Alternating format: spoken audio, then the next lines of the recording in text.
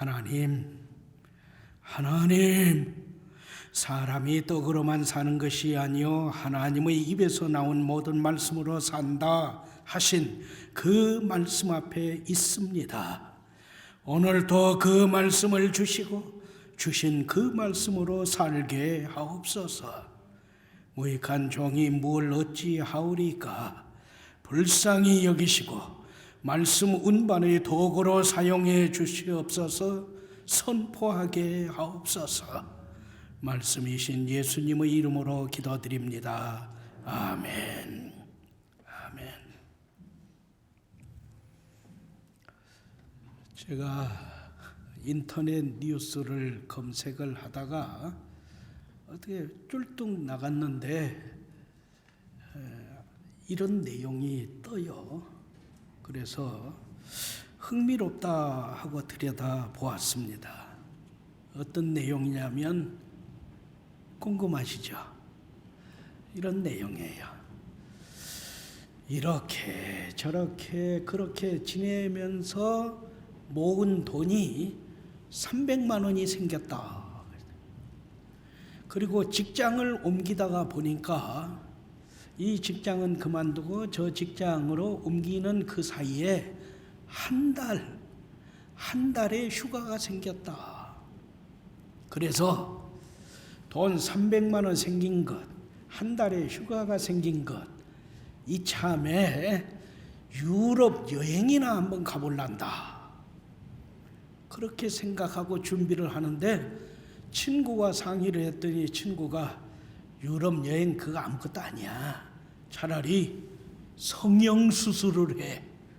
그래야 네 앞길이 더 훤해진다. 그럽니다.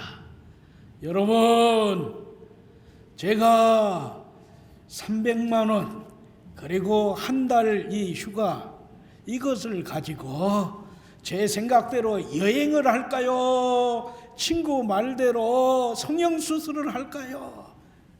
여러분 의견을 듣고 싶습니다. 그리고 띄워놨어요. 그랬더니 아주 주리하게 의견들을 써냈더구만요. 그래서 제가 다 들여다볼 수는 없고 쭉쭉쭉쭉쭉 들여다보니까 여행 가라. 그 얼굴 그러니까 여행 가는 것이 남지. 여행해봤자 뭐하냐. 성형수술해서 너 앞길을 더 훤하게 닦아나가라. 의견이 분분하더만요. 수백 개, 수천 개의 댓글이 달렸어요. 여러분은 뭐라고 하시겠습니까? 아니, 여러분에게 돈 300만 원 생기고 한 달 휴가가 주어졌다면 어떤 것을 하겠습니까? 여행하시겠습니까? 얼굴을 좀 고치시겠습니까? 아니면 나는 다른 거 한다. 그것이 무엇입니까? 자, 그것은 여러분 숙제로 남겨두고요. 오늘 말씀에 한 사람이 있습니다. 이 사람이 자기의 앞길을 계획하면서 정리를 해보니까 약 3개월의 시간이 있습니다. 이 3개월을 어떻게 할까? 그러면서 진행을 하는 것이 오늘 1절부터 6절 말씀에 담겨 있습니다.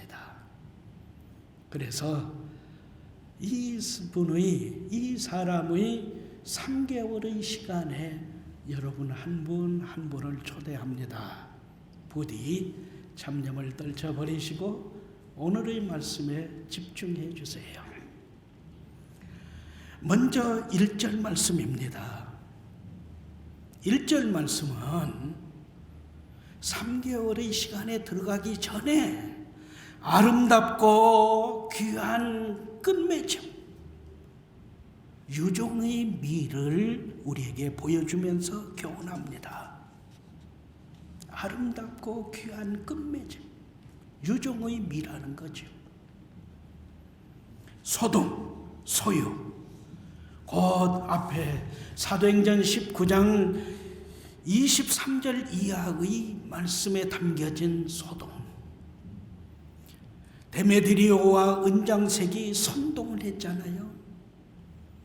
그러자 군중이 그 선동에 속아 넘어가서 그도다 에베소 사람들이 섬기는 아데미 여신이여, 이 외침을 무려 2시간이나 계속했잖아요. 이것을 이용해서 사도 바울과 교회를 아예 제거해 버리려고 하는 유대인들이 어떤 일을 도모했지만, 편성을 했지만 부끄러움을 당했잖아요. 아무튼 이 소요는 에베소 서기장의 분별력과 설득으로 해소되었다. 이것이 19장 마지막 41절까지 말씀입니다. 그리고 바로 이어서 1절, 소동이 진정되었다는 거죠. 그러자 사도 바울이 이렇게 생각했다는 거죠.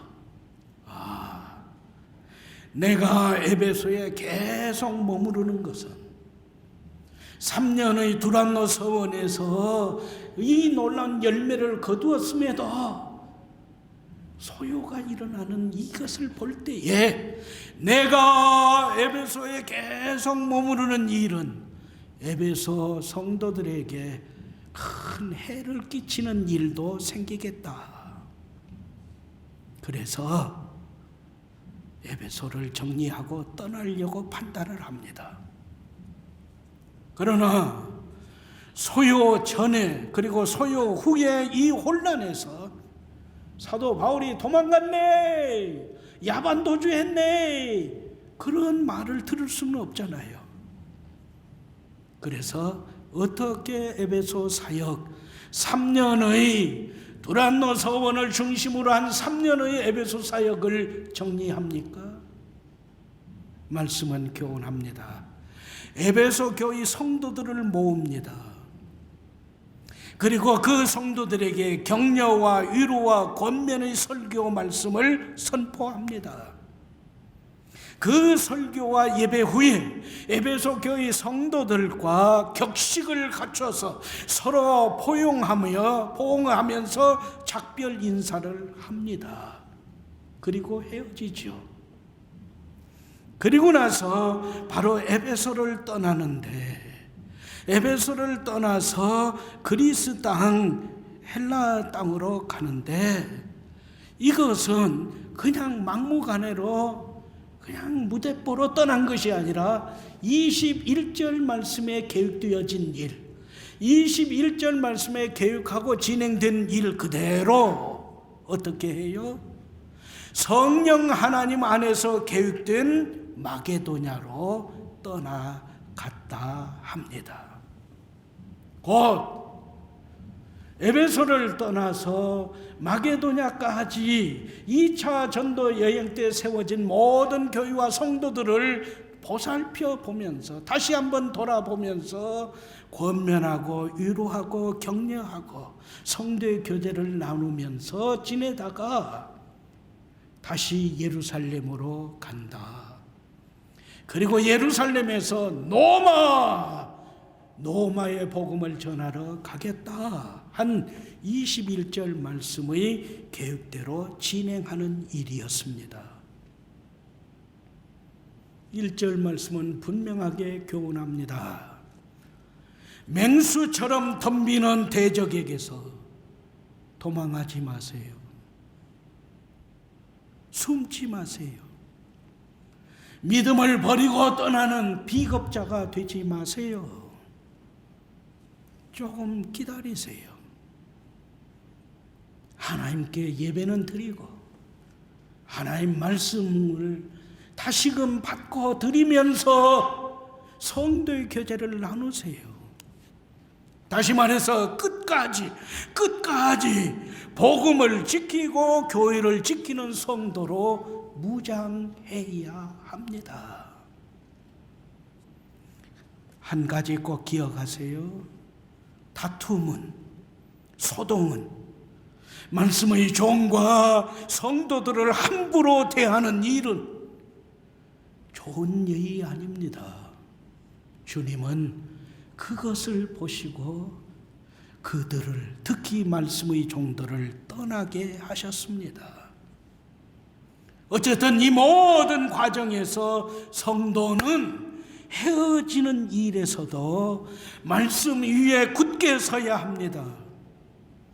말씀을 함께 나누고 하나님께 예배드리면서 서로 격려하고 서로 위로하고 서로 권면하는 성도의 교제로 돈독한 믿음의 삶을 지켜나가야 맞습니다. 할렐루야.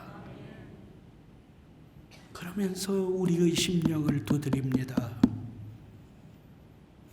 알파와 오메가, 처음과 마지막, 시작과 끝이신 예수님을 믿는다고 하면서도 왜 그렇게 비겁한지, 왜 그렇게 상처를 남기는 다툼을 계속하는지, 왜 아직도 꽁 하는 갈고리를 그대로 지닌 채 한 달이 돼도 1년이 돼도 5년, 10년, 30년, 50년이 지나도 이 갈고리를 펴지 못하고 제거하지 못하고 여전히 믿음 생활을 한다고 하는지, 이 한심하고 못난 우리 각자에게 말씀은 분명히 교훈합니다.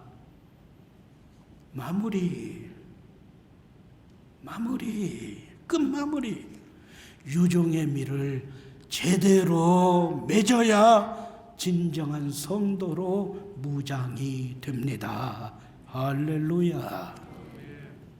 다시금 마음을 여세요. 두려워 떨지 마세요.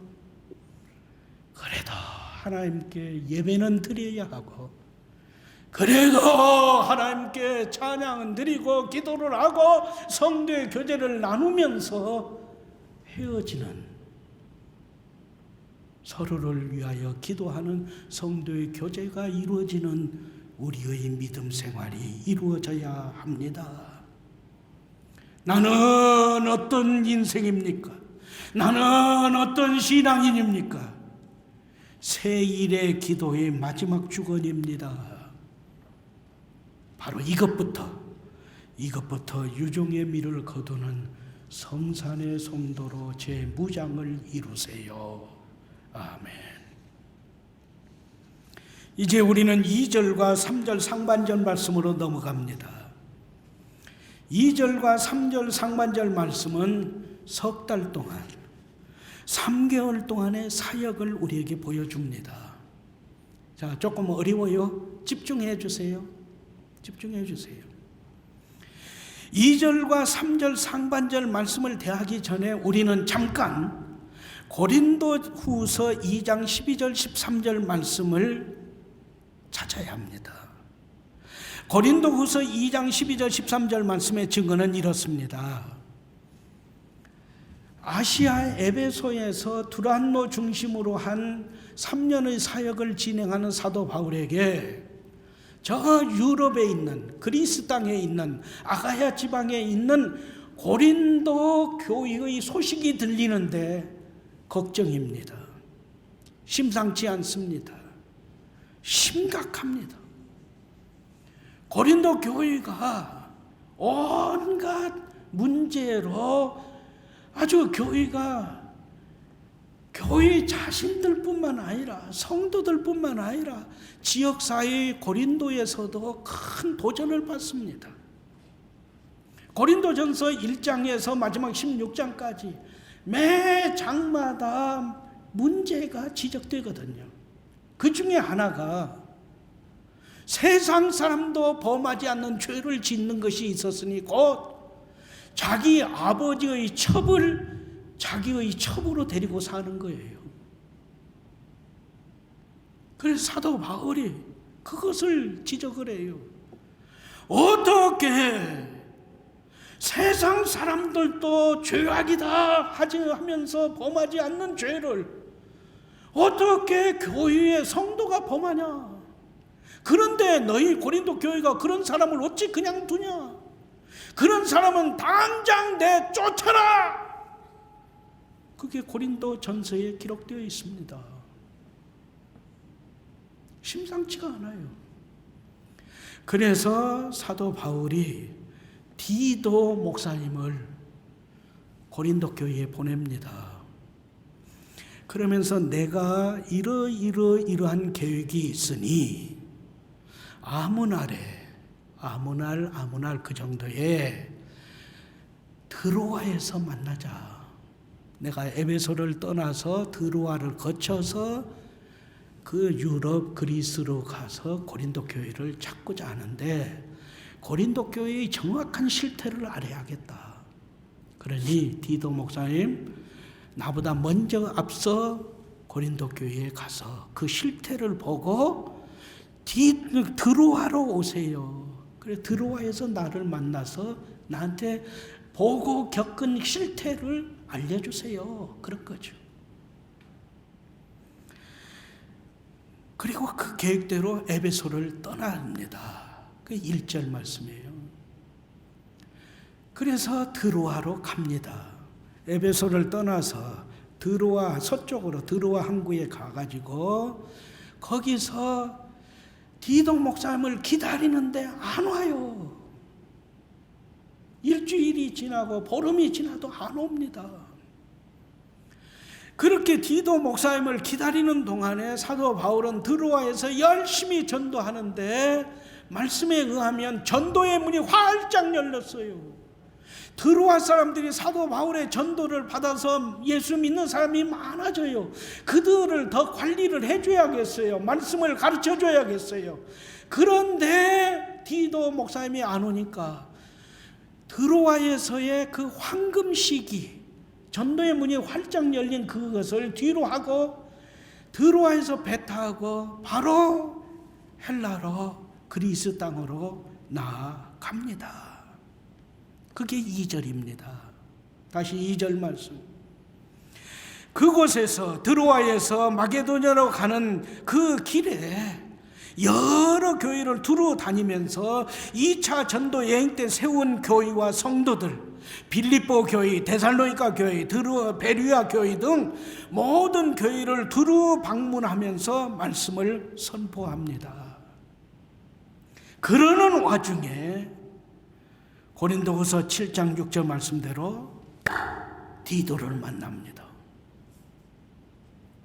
디도를 만나서 고린도 교회의 사정을 다 듣습니다.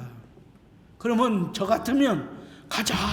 그리고 고린도 교회로 바로 갈 텐데 사도 바울은 고린도 교회로 바로 가지 않고 북쪽으로 올라갑니다. 그리스 땅에서 북쪽으로 더 올라가면 오늘날에 로마서 15장 19절 말씀에 있는 대로 그 당시에는 일루니온이라고 하는 그 이름으로 불렸던 지방인데 오늘날에는 유고 연방과 알바니아라는 나라가 있습니다. 거기까지 걸어갑니다. 그리고 복음을 전해요. 그러면서 고린도 후서를 써요. 고린도 후서를 써서 고린도 교회를 위로하고 다시 믿음으로 말씀으로 지도합니다. 이렇게 일루니온 그 지역을 전도한 다음에 마침내 사도 바울이 고린도로 옵니다. 고린도 교회에 와서 가이오 장로의 융숭한 대접을 받으면서 지내는데 그 지내는 동안에 로마서를 씁니다. 로마서를 써요. 로마서가 어느 정도 중요한 성경인지 아세요?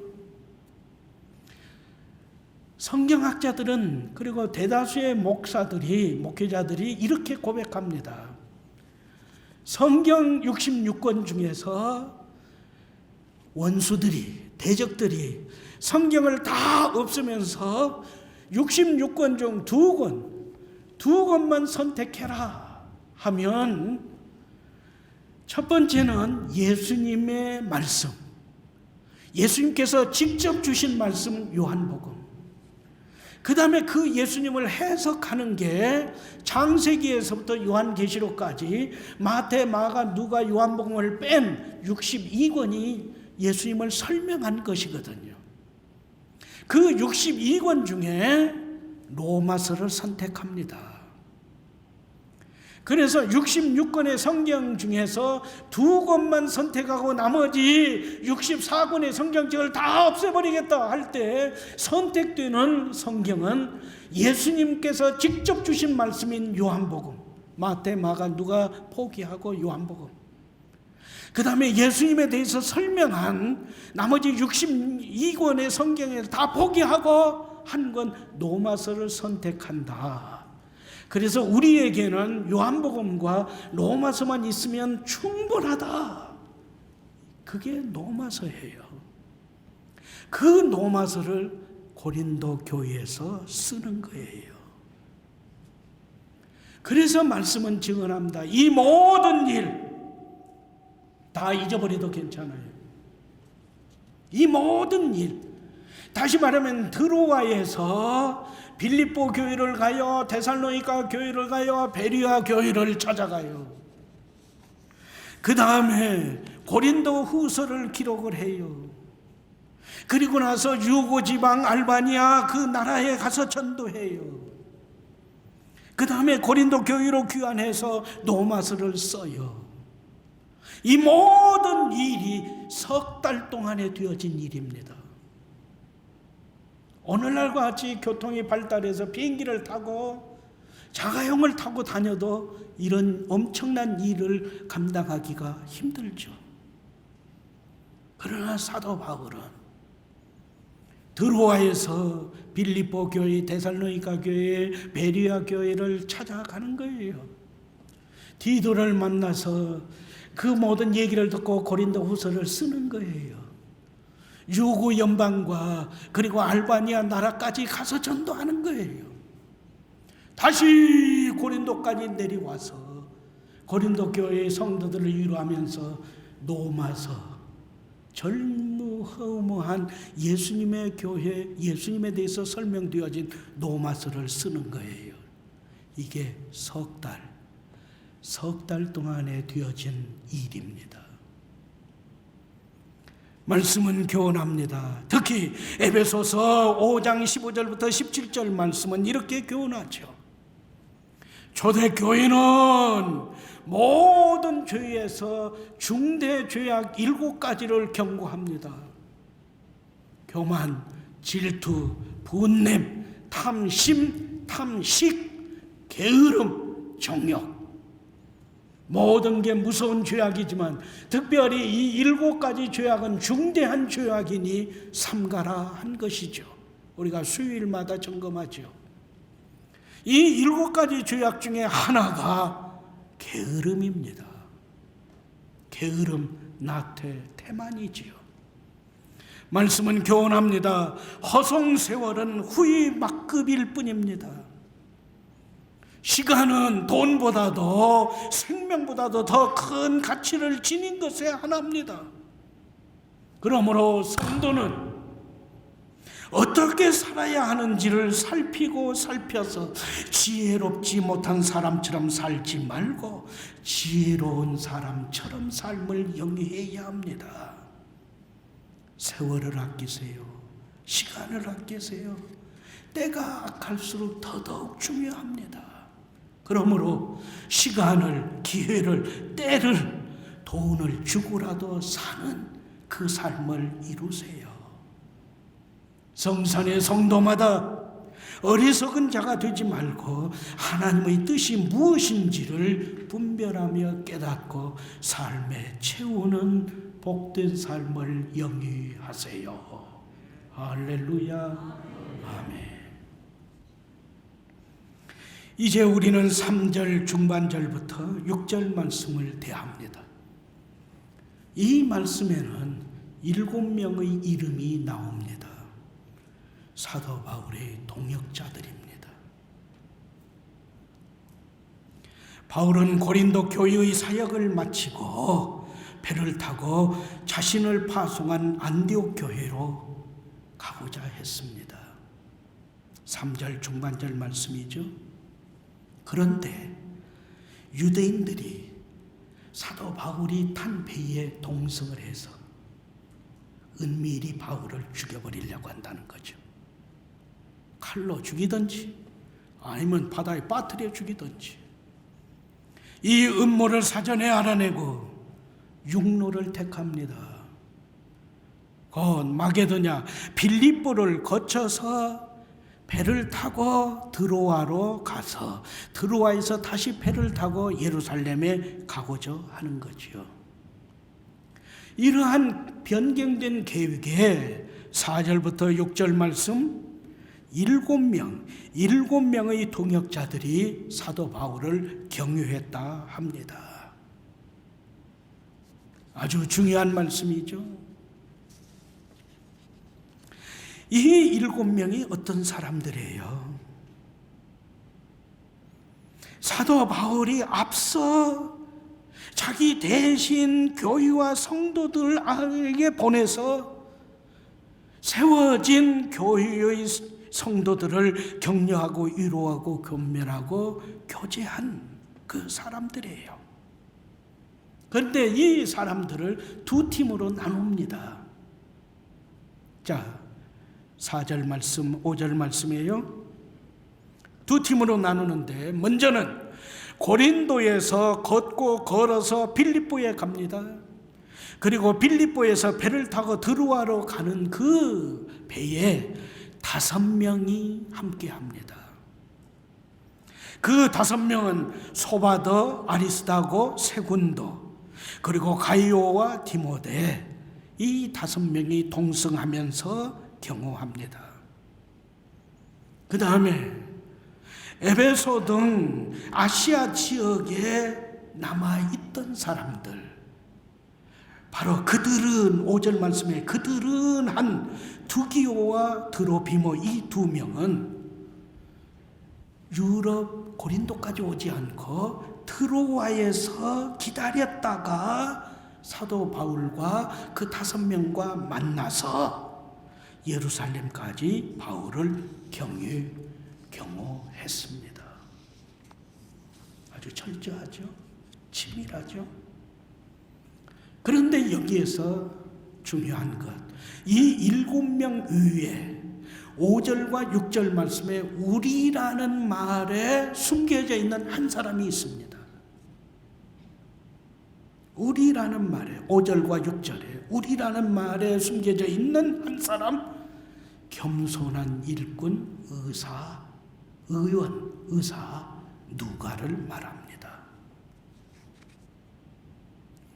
하나님의 교회는 하나님의 사람들이 하나님의 교회와 하나님의 사람들, 성도들과 주님의 종들을 섬기는 일은 대충 두루뭉술이 하다 보니까 어떻게 그게 아닙니다. 아주 철저합니다. 이 7명 더하기 의사 누가까지 8명은 출신지가 다 다릅니다. 4절 말씀에 있는 대로 이쪽 사람 저쪽 사람 그쪽 사람 다 다릅니다. 섬기는 교회도 다 다릅니다. 그러나 온전한 겸손과 서로 섬김으로 바울의 사역에 동역합니다. 드로아까지 함께 가는 거예요. 드로아에서 기다리는 거예요. 그래서 바울의 신변의 안전을 지키는 거예요.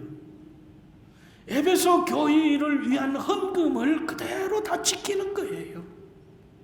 그러면서 동일한 것은 어디까지 갔느냐, 어디에서 기다렸느냐, 어디에서 합세했느냐, 이것보다도 더 중요한 것은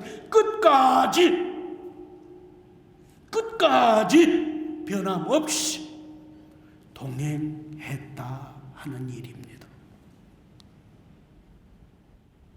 변함이 없어요.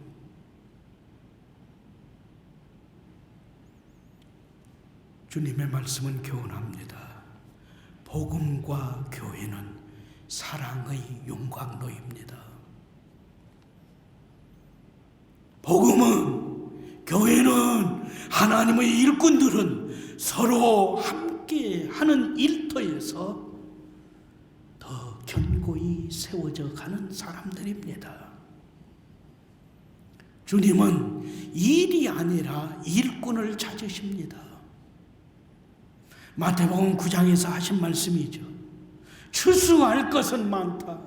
그러나 추수할 일꾼이 부족하다.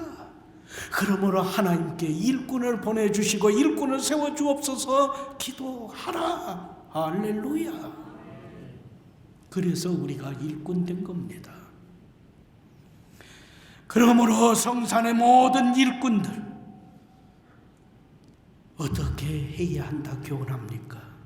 이 8명의 동역자들처럼 나의 이름이 성경에 그리고 성산교회에 앞으로 성산교회의 역사가 계속되는 동안에도 계속 나아가서 하나님의 나라에 내가 자랑스러운 일꾼의 이름으로 기록되었는지를 지금 여기에서 재확인하는 지혜가 필요하다 합니다. 그것은 이제는 성산교회 우리 한 사람 한 사람 한 사람 한 사람 차례이기 때문입니다.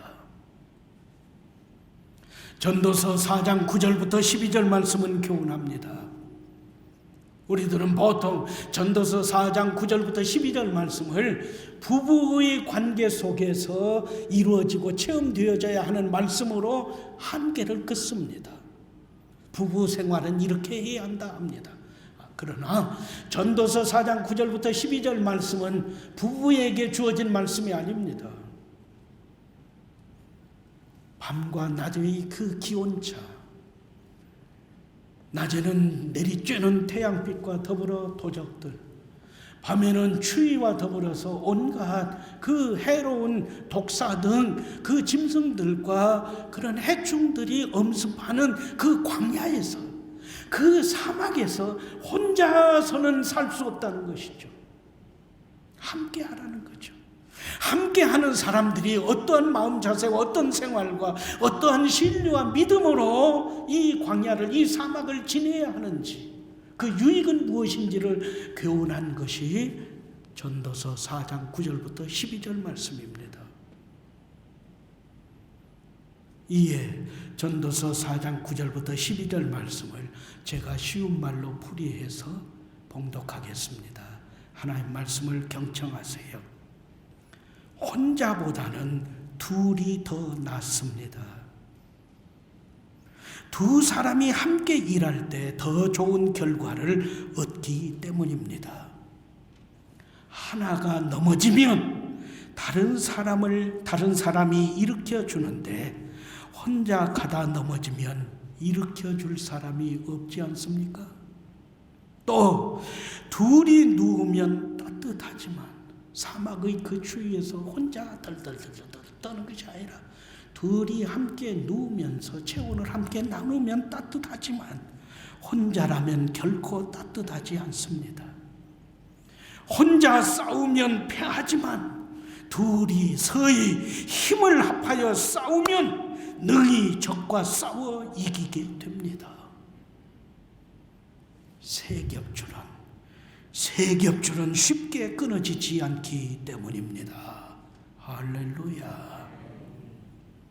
그러므로 우리 하나님께서 지극히 사랑하시는 성산 가족 여러분, 말씀은 교훈합니다. 외톨이가 되지 마세요. 함께 하세요. 교회라고 하는 이 단어 자체가 복수형이거든요.